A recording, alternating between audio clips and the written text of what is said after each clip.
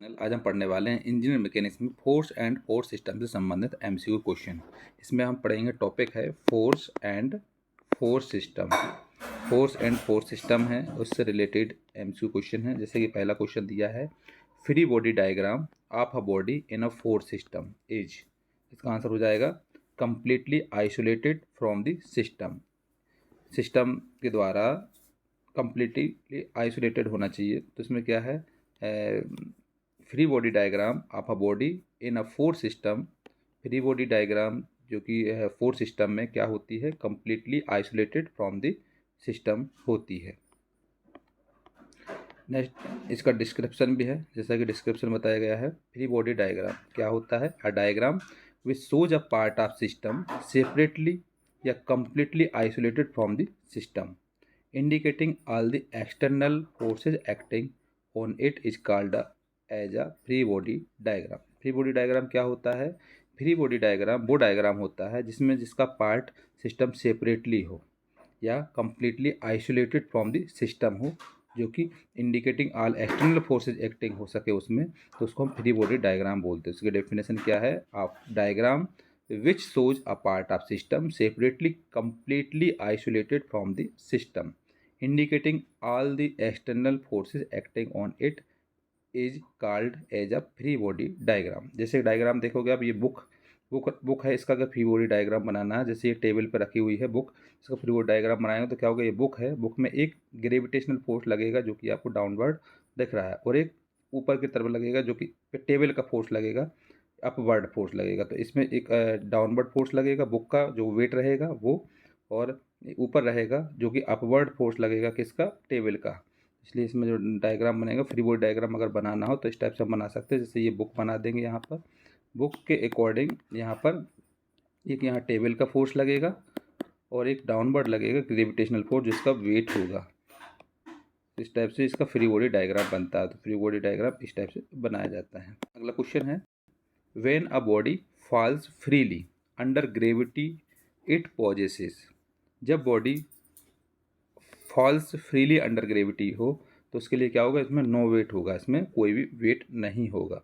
when a body falls freely under gravity it possesses no weight। इसका answer देखते हैं, body falls freely under gravity possesses no weight because there is no surface so which gives reaction force on body। जैसे ये body है, इस body में अगर ये फ्रीली है तो इसमें क्या होगा, वेट इसमें रहेगा, तो इसमें रिएक्शन फोर्स इज जीरो रहेगा इसमें कोई भी, क्योंकि इसमें सरफेस नहीं है। अगर सरफेस होता है तो सरफेस में इस टाइप से होता है, जैसे सरफेस है, इस पर बॉडी है, तो ऊपर जो रिएक्शन फोर्स लगेगा सरफेस का, और नीचे डाउनवर्ड लगेगा जो कि वेट का फोर्स लगेगा। तो R equal to W equal to mg के बराबर होता है। मास और जो ग्रेविटी रहेगा दोनों को मिला करके ये होता है जब सरफेस हो। अगर सरफेस ना हो बॉडी पे और फ्रीली हो, बॉल्स अगर फ्रीली हो, तो उसमें क्या होगा, जो नो सरफेस होता है इसलिए उसमें उसका वेट नो वेट काउंट होगा। तो रिएक्शन फोर्स इज जीरो रहता है इसमें। और अगर टेबल पे कोई सरफेस पे अगर रखा हुआ कोई बॉल है, तो ये बॉल है जिस बॉडी है, तो इसमें क्या होगा, एक रिएक्शन फोर्स लगेगा अपवर्ड की तरफ और एक डाउनवर्ड लगेगा रिएक्शन फोर्स, क्योंकि इसका बॉडी का वेट होता है। वेट इक्वल टू किसके बराबर होता है, मास होता है जो बॉडी का हो, और ग्रेविटी फोर्स, तो W equal to m into G होता है। The method of splitting a single force into two perpendicular components along the x-axis and y-axis is called। वो मेथड जिसमें स्प्लिटिंग अप सिंगल फोर्स हो दो perpendicular components के लिए, x axis और Y axis के लिए, क्या कहा जाता है, इसको ऑर्थोगोनल रिसोल्यूशन बोलते हैं और परपेंडिकुलर रिसोल्यूशन बोलते हैं। अगर बोला जाए ऑर्थोगोनल रिसोल्यूशन और परपेंडिकुलर रिसोल्यूशन क्या होता है, वो मेथड होती है जिसमें स्प्लिटिंग एक सिंगल फोर्स हो दो परपेंडिकुलर कंपोनेंट पे, एक्स एक्सिस पर और वाई एक्सिस पर, उसको ऑर्थोगोनल रिसोल्यूशन बोलते हैं और इसी को परपेंडिकुलर रिसोल्यूशन बोलते हैं। So the method of splitting a single force into two perpendicular components along the x-axis and y-axis is called orthogonal resolution and perpendicular resolution। इसका डिस्क्रिप्शन भी है, the method of splitting a single force into two perpendicular components along the x-axis and y-axis is called the orthogonal resolution and perpendicular resolution. Orthogonal resolution और perpendicular resolution जो होता है उसमें single force x axis और Y axis पर होता है। A mass of 1 kg is attached to the middle of a rope, which is being pulled from both ends in the opposite direction, taking g equal to 10 meter per second square. The minimum pull required to completely straighten the rope will be. एक मास है जो 1 kilogram जो कि attached है रस्सी के द्वारा middle में सेंटर में, उसमें जो दोनों साइड एंड पॉइंट में अपोजिट डायरेक्शन में उसको पुल कर रहा है, खींच रहा है, जिसमें जी इक्वल टू लेना है 10 मीटर पर second square. So the minimum pull required to completely straighten the rope. Minimum pull कितना होगा इसमें एक लोड है जो कि डब्ल्यू डाउनवर्ड की तरफ कर रहा है. इसमें दो फोर्स अपोजिट खींच रहे हैं रोप के द्वारा, सेंटर में लग रहा है. और तो ये बी हो जाएगा, ये ए फोर्स है और ये सी फोर्स है. इसका जो बी का एंगल है वो गामा है, सी का एंगल है वो बीटा है और ए का एंगल है अल्फा एंगल है. So as we know that, इसमें अगर आप देखेंगे तो इक्विलिब्रियम कंडीशन हो जाती है. So from the Lami's theorem, तो लेमीज थ्योरम क्या होता है, ए फोर्स का साइन अल्फा और बी फोर्स का sine gamma equal to C force का साइन बीटा. ये आपको मालूम है, जो भी फोर्स लगता है इसके सामने वाला एंगल साइन के बराबर होता है. तो A upon sine alpha equal to B upon ये गामा हो जाएगा तो साइन गामा, और सी अपॉन बीटा दिया है तो सी अपॉन साइन बीटा हो जाएगा. तो इसमें A upon sine alpha equal B upon sine gamma equal to C upon sine beta. तो अल्फा इक्वल टू कितना 90 डिग्री और बीटा इक्वल टू 90 डिग्री और गामा इक्वल टू 180 डिग्री लेंगे, क्योंकि गामा जो कि इसमें सब 90 हैं तो 360 होता है तो 180 आ जाएगा. तो इसमें वैल्यू पुट करेंगे तो साइन 90 डिग्री और यहाँ बी अपॉन साइन 180 डिग्री और सी अपॉन साइन 90 डिग्री. अल्फा की वैल्यू 90 डिग्री, बीटा की वैल्यू 90 डिग्री और गामा की वैल्यू 180 डिग्री. तो आ जाएगा ए अपॉन 1 साइन 0 का मान 1, साइन 90 का मान 1 और ए अपॉन साइन 180 का 0 और सी अपॉन 1. इसके A equal to C equal to आ जाएगा इन्फिनिटी. तो इसका क्या हो जाता है, इनफाइनाइट आ जाएगा. इसका आंसर हो जाएगा इनफाइनाइट. एक मास है 1 किलोग्राम का जो कि attached to the middle of the rope. एक मास 1 किलोग्राम है और इसमें अटैच्ड हो रहा है दोनों अपोजिट डायरेक्शन में, इस टाइप से रस्सी से उसको खींचा जा रहा है. सो इसमें खींचा जा रहा है तो इसमें क्या है, इसमें जो पॉइंट आएगा पॉइंट के हिसाब से इसमें एंगल होते हैं और उसमें इनफाइनाइट आ जाएगा इसका. The conditions of equilibrium for non concurrent coplanar forces system are. Equilibrium की कंडीशन में non concurrent coplanar force system में क्या होता है, इसका आंसर हो जाएगा जिसमें कि एक्स एक्सिस का 0 होता है, वाई एक्सिस 0 होता है और मोमेंट ऑफ जेड 0 होता है. सो जे वाली इक्वेशन हो जाएगी satisfy. The summation F X equal to 0, summation F Y equal to 0, summation M Z equal to 0 होगा. The condition of equilibrium for non concurrent coplanar force system are summation F X equal to 0, summation F Y equal to 0, summation M Z equal to 0. There are 3 equilibrium conditions that can be used for non-concurrent non-parallel force system. पहला है the sum of all forces in x direction or horizontal 0, summation fx equal to 0. The sum of all forces by direction is 0, मतलब summation fy equal to 0. The sum of moment at any point 0 is called summation m equal to 0. So इसमें क्या हो जाएगा, x axis का 0, summation F X equal to 0 हो जाएगा और summation F Y equal to 0, vertical भी 0 हो जाएगा और समीशन एम जेड जो होगा वो भी 0 होगा. Balls of diameter 30 mm and 15 mm were used to measure the taper of gauge. During inspection, the ball of 30 mm diameter was penetrate 2.5 mm above the top surface of the ring. This surface was located at a of 50 mm from the top of the 15 mm diameter ball. The taper as approximately. एक ball है जिसका diameter 30 mm and 15 mm इस्तेमाल हो रहा है taper gauge के लिए और इसका इंस्पेक्शन करना है. बॉल 30 mm डायमीटर है, इसका पेनिट्रेट है कितना 2.5 mm एबोव है टॉप सरफेस से और सरफेस 50 mm है फ्रॉम द 15 mm डायमीटर के लिए. इसमें जो 50 mm है वो कितना 15 mm डायमीटर के लिए. इसमें टेपर अप्रॉक्सीमेट कितना होगा. बॉल का डायमीटर, दो डायमीटर दिए 30 mm एंड 15 mm का डायमीटर दिया हुआ है, जिसका इस्तेमाल हम टेपर गेज के लिए कर रहे हैं। इसमें अगर 30 mm वाला जो डायमीटर है उसका जो पेनिट्रेट है कितना है सरफेस से 2.5 mm ऊपर है, और 15 mm डायमीटर वाला जो है बॉल उसका पेनिट्रेट कितना है सरफेस से 50 mm के बराबर। सो इसका टेपर अप्रॉक्सीमेटली कितना होगा उसको कैलकुलेट करना है। तो इसको एक बॉल ये है जिसका डायमीटर 50 mm है, h इक्वल टू 50 mm बता देंगे, और एक इसमें इसका एक ये डायमीटर है, इसका 15 mm होगा। इसका O1 सेंटर, इसका O2 सेंटर है, इसमें इसका रेडियस R1 है और इसका R2 रेडियस रहेगा। ये R2 है और ये R1 रेडियस है। इसका टेपर पोजीशन है जो कि θ/2 एंगल में है, और ये O1 O2 इसके सेंटर पॉइंट है। इसकी H2 कितनी हो जाएगी, H2 है 2.52 mm के बराबर।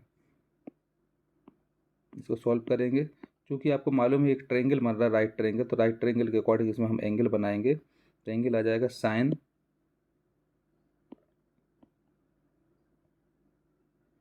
θ/2, साइन एंगल है तो इस टाइप से एंगल बन रहा है ये। तो एक यहाँ O1 है, यहाँ O2 है और यहाँ पर A है, ये बन रहा है। यहाँ पर कितना है θ/2 एंगल बन रहा है।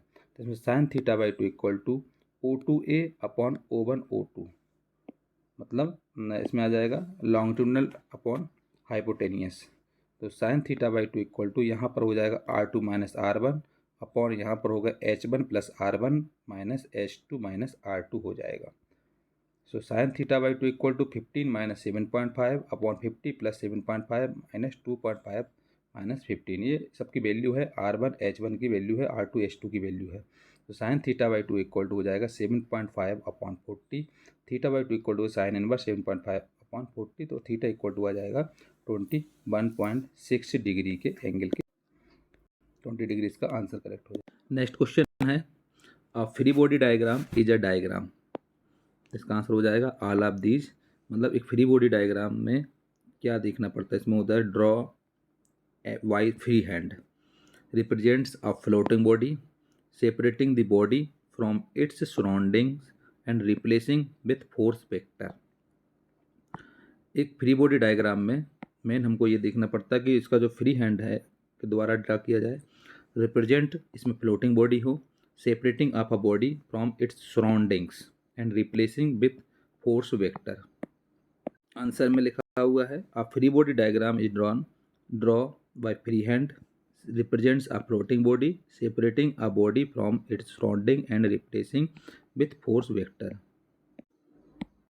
A horizontal component of the reaction at A of the plane frame loaded as shown in figure. एक डायग्राम बना हुआ है, एक हॉरिजॉन्टल कंपोनेंट है जिसमें रिएक्शन ए है। तो एक रिएक्शन यहाँ पर ए पॉइंट है और यहाँ पर बी पॉइंट है, यहाँ से पी लोड इसमें अप्लाइड हो रहा है। तो इसमें एक हॉरिजॉन्टल कंपोनेंट है जिसमें रिएक्शन एट ए है, प्लेन फ्रेम लोडेड। इसमें डायग्राम में देखो तो इसका आंसर हो जाएगा पी। इसको सॉल्यूशन करेंगे। ये प्लेन सरफेस में है, हॉरिजॉन्टल में देखा जाए तो ये 270 डिग्री है, यहाँ पर 45 डिग्री है, यहाँ पर पी है और रिएक्शन R1 है। तो यहाँ पर आपको मालूम है साइन एंगल के अकॉर्डिंग अगर देखा जाए साइन लेमिस थ्योरम के अकॉर्डिंग, तो R1 upon sine 45 degree equal to P upon sine 270 degree. So यहाँ पर R1 इक्वल हो जाएगा P अपॉन √2 के बराबर। जो रिएक्शन बन है वो कितना आ जाएगा, P अपॉन √2 के बराबर। अगर इसको हॉरिजॉन्टल सरफेस में देखा जाए तो यहाँ पर R1 RA रिएक्शन है और यहाँ पर 270 डिग्री है, यहाँ पर 45 डिग्री है। इसका आ जाएगा RA upon sine 270 degree equal to R1 upon sine 45 degree. So RA equal to हो जाएगा माइनस P अपॉन √2 इंटू √2। यहाँ बचेगा RA इक्वल टू P। तो हॉरिजॉन्टल में जो हमारे पास आ जाएगा, हॉरिजॉन्टल में रिएक्शन कितने आएगी, P के बराबर। हॉरिजॉन्टल में कितना आ जाएगा, P आ जाएगा इसका करेक्ट आंसर। नेक्स्ट क्वेश्चन है, referring the square frame is shown in figure, a tensile force P is produced in the bar AB by tightening a turnbuckle. The force produced in each of members AC or BD is। एक square frame है जिसको diagram में आप देख रहे हो, इसमें tensile force P produce हो रहा है बार AB पर, जो वन बक्कल के फॉर्म में है। तो इसमें AC और BD पर क्या फोर्स इसमें लगेगा, प्रोड्यूस होगा। जैसे कि आप डायग्राम देख रहे हो, ये एक स्क्वायर डायग्राम है, स्क्वायर फ्रेम है। यहाँ पर टाइटन फोर्स लग रहा है एक B पॉइंट पर और एक A पॉइंट पर। तो इसमें हमको बताना है, इसमें P फोर्स प्रोड्यूस्ड हो रहा है, तो AC और BD, AC पर यहाँ पर और BD पर क्या फोर्स लगेगा इसके अकॉर्डिंग। मतलब इसमें अगर हम AC पे देखा जाए तो AC पे क्या फोर्स लगेगा इस पर, और BD पर क्या फोर्स लगेगा, उसका दोनों का फोर्स निकालना है। इसका सबसे पहले डायग्राम बनाते हैं। इस डायग्राम के अकॉर्डिंग देखते हैं, जॉइंट A पॉइंट है और एक B पॉइंट है। यहाँ पर फोर्स लग रहा है, फोर्स AB फोर्स लग रहा है, और यहाँ पर लगेगा फोर्स AD, और यहाँ पर लगेगा फोर्स AC, क्यों C पॉइंट के लिए है AC फोर्स, और D पॉइंट के लिए FAD हो जाएगा, और यहाँ से A से B के लिए FAB फोर्स। ये 45 डिग्री है। तो 8 जॉइंट A लेंगे। तो आपको मालूम है 8 जॉइंट जब A लेते हैं तो A जॉइंट के लिए FAC ये वाला निकालना है। तो FAC cos 45 degree equal to FAB के बराबर लेंगे, क्योंकि हॉरिजॉन्टल सरफेस में लेते हैं। तो FAC इक्वल टू हो जाएगा FAB upon cos 45 degree. FAB कितना लग रहा है यहाँ पर हॉरिजॉन्टल में, P फोर्स लग रहा है, उसमें पहले ही बताया गया है। तो P अपॉन cos 45 डिग्री, तो यहाँ जाएगा cos 45 का कितना होता है, 1/√2 होता है। तो यहाँ पर हो जाएगा √2P के बराबर, जो कि FQD के बराबर रहता है। ये और ये दोनों बराबर रहेगा, तो कितना हो जाएगा √2P। तो इसका आंसर हो जाएगा √2P के बराबर। अगला क्वेश्चन है, a heavy spherical ball of weight W rest on a V shaped trough whose sides are inclined at angles alpha and beta to be horizontal. The contact pressure on the two sides of the trough are। एक heavy spherical ball है जिसका wait W है, rest position पे V shaped position पर, rest position पे है, जो कि इसका इंक्लाइंड है अल्फा एंगल और बीटा एंगल हॉरिजॉन्टल सरफेस पर से। तो इसका कांटेक्ट प्रेशर आप तो दोनों साइड पे कितना होगा, तो इसका आंसर हो जाएगा W into sine beta upon sine alpha plus beta and W sign alpha upon sine alpha plus beta. ये कैसे आता है, इसको हम सॉल्व। ये इसका डायग्राम है। तो इसमें एक बॉडी सरफेस है जो कि एक अल्फा एंगल पर है हॉरिजॉन्टल से, और एक बीटा एंगल पर स्थिर है। तो यहाँ पर देखें तो इसका एक वेट है W, और यहाँ पर एक N1 इसका सपोर्टिंग फोर्स लगेगा, और एक यहाँ पर सपोर्टिंग फोर्स लगेगा N2। यहाँ अल्फा एंगल, यहाँ अल्फा, ये बीटा, और ये बीटा के बराबर रहेगा। जो अल्फा वाला अल्फा के बराबर साइड रहेगा। Apply Lami's theorem. तो W upon sine alpha plus beta equal to N1 upon sine 180 degree minus beta हो जाएगा, यहाँ N2 upon sine 180 degree minus alpha के बराबर। तो यहाँ N1 इक्वल टू कितना हो जाएगा, N1 को हम कंपेयर करेंगे तो W into sine beta upon sine alpha plus beta, ये N1 की रहेगा, और N2 इक्वल टू रहेगा W into sine alpha upon sine alpha plus beta. जिसका आंसर हो जाएगा, तो इसका आंसर हो जाएगा ये W into sine beta upon sine alpha plus beta and W into sine alpha upon sine alpha plus beta. अगला क्वेश्चन है, what is one dyne equal to. One dyne equal to कितना होता है, 10⁻⁵ newton होता है। One dyne equal to 10⁻⁵ newton. इसमें unit conversion बताएगा, 1 Newton equal to होता है 10⁵ डाइन के बराबर। तो 1 डाइन इक्वल टू हो जाता है 10⁻⁵ न्यूटन के बराबर। अगला क्वेश्चन है, what is name of the force by which a body is attracted towards the earth. उस फोर्स का नाम बताइए जो कि अर्थ पर अट्रैक्ट करता है, इसको वेट के अकॉर्डिंग ये अट्रैक्ट करता है। So what is the name of the force by which a body is attracted towards the earth. Description, the force of gravity with which a body is attracted towards the center of the earth is called the weight of the body, and it is equal to the product of mass and acceleration due to gravity offered by the earth। तो W equal to होता है M into जी के बराबर। जो भी body का wait होता है वो बॉडी का वेट डिपेंड करता है ग्रेविटेशनल फोर्स के लिए। तो इसका मास आ जाएगा और तो W इक्वल टू हो जाएगा M इंटू जी के बराबर। तो इसका कितना अट्रैक्ट करता है जो फोर्स, वो वेट कहलाता है। वेट के अकॉर्डिंग ये अट्रैक्ट करता है। नेक्स्ट क्वेश्चन है the ratio of load lifted to effort applied is known as mechanical advantage. Mechanical advantage का फार्मूला होता है load lifted to effort applied. जो रेशो होता है वो लोड लिफ्टेड और एफर्ट अप्लाइड का रेशो होता है। So the ratio of load lifted to the effort applied is known as mechanical advantage. Description में डेफिनेशन भी दी हुई है द रेशो ऑफ वेट या load lifted by a machine to the force effort applied on a machine is called mechanical advantage of the machine.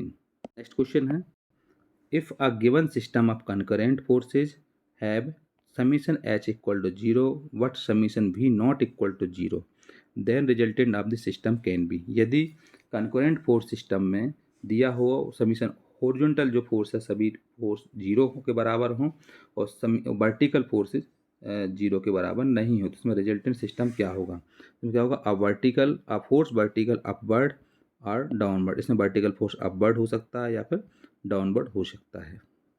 जैसा कि description में बताया गया resultant of a force system is a force or a couple that will have the same effect to the body both in translation and rotation if all forces are removed and replaced by the resultant rx equal to x, the x component of the resultant is equal to the sum of the x direction। R Y reaction of Y point के लिए the Y component of the resultant is equal to the sum of the forces in Y direction. R Z equal to the Z component of the resultant is equal to the sum of forces in Z direction. R X equal to हो जाता है summation F x के बराबर जो कि x जितने भी x forces होते हैं सभी का सम होता था F X one plus F X two plus F X three. इस टाइप से इसमें ऑल फोर्सेज एक्स एक्सिस के इक्वल होता है सम होता है।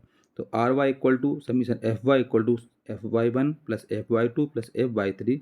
इस टाइप से जितने भी वाई एक्सिस पर फोर्स हैं सभी का सम होता है और आर जेड इक्वल टू होता है वो समीशन एफ जेड के बराबर। तो मतलब F Z one plus F Z to plus F Z three इस टाइप से जितने भी जेड डायरेक्शन में फोर्स होगी सबका सम होगा आर जेड के बराबर। R Z X equal to होता है समीशन एफ एक्स के बराबर। आर वाई इक्वल टू होता है समीशन एफ वाई के बराबर। आर जेड इक्वल टू होता है समीशन एफ जेड के बराबर। इसमें जैसे कि एक्स डायरेक्शन होता है और वाई डायरेक्शन होता है। इसमें F one F three F two F four इसमें क्यू वन एंगल है Q two Q three Q one Q four ये एंगल इसमें बताए गए हैं। इसमें अगर हम देखें तो ये आर एक्स पोजिशन पे तो आर एक्स और वाई पोजिशन पे तो आर वाई। तो यहाँ पर रिजल्टेंट फोर्स है आर ओ एक्स इसमें एंगल है। Resultant force equal to formula होता है रूट आर एक्स का स्क्वायर प्लस आर वाई का square. Summation H equal to अगर जीरो के बराबर हो ओरिजिनल एक्सिस और अगर जो कि समीशन एफ एक्स के बराबर होता है। सो इसमें क्या होगा root zero plus R Y का स्क्वायर यह हो जाए R equal to R Y के बराबर। So the resultant of the system can be force vertically upward और डाउनवर्ड। नेक्स्ट क्वेश्चन है a block of mass m is moving down an inclined plane having coefficient of friction equal to 1/3 times tan theta where theta is the angle of inclination of the plane with the horizontal। The center of mass of the block will have uniform acceleration equal to। एक block है जिसका mass m है और moving down inclined plane है coefficient of friction 1/3 time tan theta के बराबर है जहाँ पर theta is the angle of inclination to the plane with the horizontal हो। So the centre of mass of the block will have uniform acceleration equal to ये हो जाएगा answer 2/3 जी sine theta के। जैसा कि ये डायग्राम है इसमें एम मास है जो कि थीटा एंगल पर इंक्लाइंड है। यहाँ पर इसका जो फ्रिक्शनल फोर्स होता है म्यू इंटू आर के बराबर। यहाँ रिजल्टेंट रहेगा इसमें रिएक्शन फोर्स आर और यहाँ पर एम जी इंटू साइन थीटा रहेगा और नीचे रहता है डाउन एम जी into cos theta. Theta angle है यहाँ पर तो यहाँ एम जी बॉडी का ग्रेविटेशनल के साथ रहता है।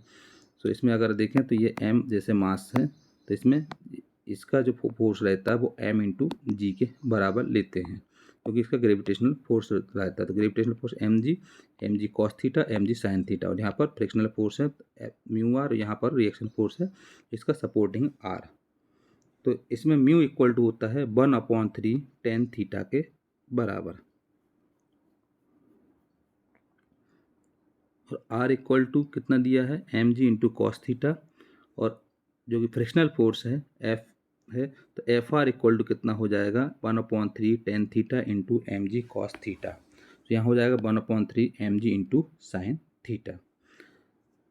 Uniform acceleration F equal to M A के बराबर, तो M G into sine theta minus mu into R. तो म्यू इंटू आर है, तो जो कि आर कितना दिया है, ये वाला है, फ्रिक्शनल फोर्स कितना है, ये है 1/3 M G into sine theta, तो M G into sine theta minus 1/3 M G into sine theta. So m जी इंटू साइन थीटा कॉमन आ जाएगा, तो 1 माइनस 1/3, तो यहाँ आ जाएगा एम ए इक्वल टू आ जाएगा 2/3 एम जी इंटू साइन थीटा। तो m से m कैंसिल हो जाएगा, यहाँ बचेगा a इक्वल टू आ जाएगा 2/3 g into sine theta, 2/3 g into sine theta के बराबर। नेक्स्ट क्वेश्चन है the force polygon for coplanar concurrent forces, इसका मस्ट क्लोज आंसर हो जाएगा must close. The force polygon for coplanar concurrent forces must close. Description है equilibrium force polygon for coplanar concurrent forces must be closed, जो कि आपको इसमें diagram दिया हुआ है। इस डायग्राम को देख करके एक बॉडी सरफेस है जो कि एक डब्लू एंगल पर रखा हुआ है, इसको टेपर्ड पर। इसका जो हाइट है 1.5 मीटर है, इसका विड्थ है 2 मीटर है। ये बॉल से सपोर्ट में है डी पॉइंट पर, और ये फ्लोर पर ये टिका हुआ है। तो smooth cylinder of weight 600 kilogram, cylinder का जो वेट है 600 किलोग्राम है, is resting on a smooth ball and floor as shown above the reaction D. इसमें एक बॉल है, सिलेंडर है जो कि बॉल से सटा हुआ है और यहाँ पर स्टेपर पोजीशन पे रखा हुआ है। इसमें 1.5 मीटर है हाइट, और इसका जो वो ये है जो कितना 2 मीटर है। इसका वेट कितना है, वेट है 600 किलोग्राम, 600 किलो न्यूटन है, 600 किलो न्यूटन के बराबर है। इसको सॉल्व, अब इसमें अगर फ्री बॉडी डायग्राम बनाया जाए तो इसका तो इस टाइप से बनेगा। इसमें यहाँ पर एक रिएक्शन फोर्स रहेगा, थीटा एंगल रहेगा, डी पॉइंट पर यहाँ पर सपोर्टिंग है, इसका आर डी रिएक्शन रहेगा, वेट इसका रहेगा 600 किलो न्यूटन के बराबर। सो इसका साइन एंगल के साइन लेमेज थ्योरम के अकॉर्डिंग देखा जाए तो 600 अपॉन साइन 90 प्लस थीटा हो जाएगा, और R D upon sine 180 degree minus theta होगा। जो आर डी का एंगल होगा वो कितना होगा 180 प्लस थीटा के बराबर। तो यहाँ पर हो जाएगा sign theta upon cos theta into 600, और यहाँ हो जाएगा इक्वल टू आर डी के बराबर। तो 180 डिग्री माइनस थीटा हो जाएगा, ये कॉस थीटा हो जाएगा, और यहाँ पर 90 प्लस थीटा कॉस थीटा हो जाएगा, यहाँ पर साइन थीटा हो जाएगा। तो sine theta upon cos theta into 600 equal to R D. चूँकि आपको मालूम है आर डी बराबर क्या हो जाएगा, ये sign theta upon cos theta tan theta के बराबर हो, तो आर डी इक्वल टू क्या हो जाएगा 610 इंटू टेन थीटा। तो टेन थीटा अगर निकालना है तो इस ट्रायंगल के पोजीशन से निकालेंगे। थीटा एंगल है यहाँ 2 मीटर है हॉरिजॉन्टल, और ये वर्टिकल है 1.5, तो टेन थीटा इक्वल टू हो जाएगा 1.5/2। तो टेन थीटा की वैल्यू हम क्या रख देंगे यहाँ से 1.5/2, तो 600 इंटू 1.5/2 हो जाएगा 450 न्यूटन के बराबर। तो आर डी पॉइंट पर जो रिएक्शन लगेगा वो कितना लगेगा 450 न्यूटन।